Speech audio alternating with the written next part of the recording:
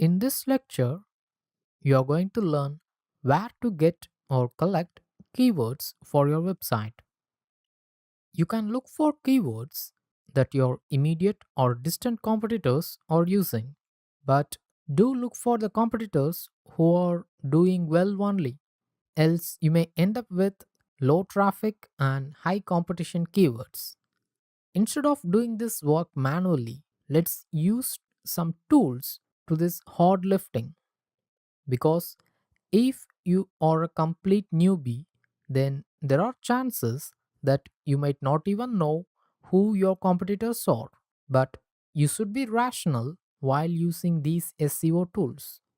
Most of the SEO tools that are available offline give only a little information for free. If you need more than that, then you should buy the premium or pro version of these tools. But in this course, I am going to use only the free version of all the SEO tools that I am going to discuss. Now, let me start with spyfoo.com. This is one of the best SEO tool I have ever used, and the interface is very user friendly. Before starting with this tool, let me make you aware of the purpose of this lecture. We are just going to collect a list of competition for your keyword or similar websites to your competing website.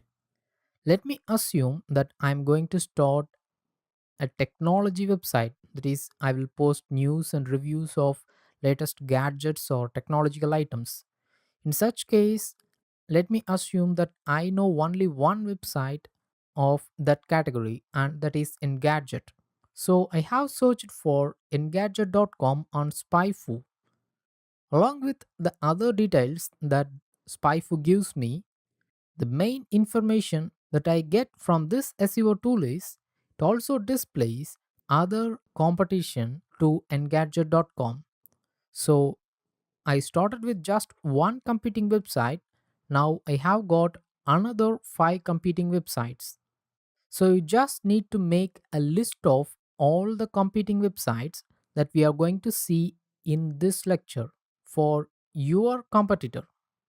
So once we have completed making that list, then we can see the top ranking keywords of all these competition. Now let's move on to the next SEO tool, alexa.com.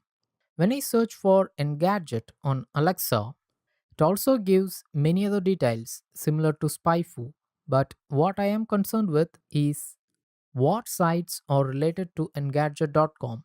Here I get another 10 websites that are similar to Engadget.com, but they doesn't need to be of similar domain authority compared to Engadget. For example, dig.com is a link submission website but mostly of technological items, and it has got a very high domain authority compared to engadget.com.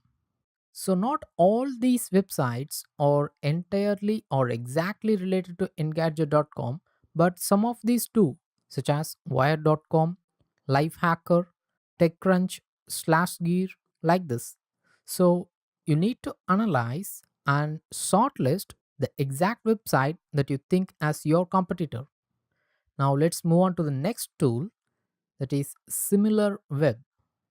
I have searched for engadget.com in this tool too.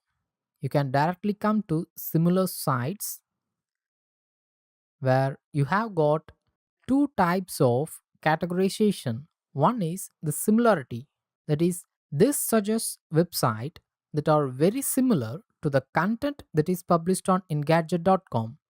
Whereas if you click on rank, then you will get websites that are on similar domain authority as well as similar content to engadget.com. So as far as I know, SimilarWeb is the best tool even out of the 3 SEO tools that I have suggested to get the best list of similar websites that you are competing with.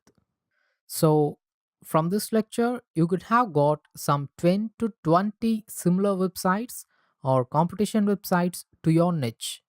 In the next lecture, let's see how we can list out the top ranking keywords for which These websites are getting the most traffic from organic search or Google.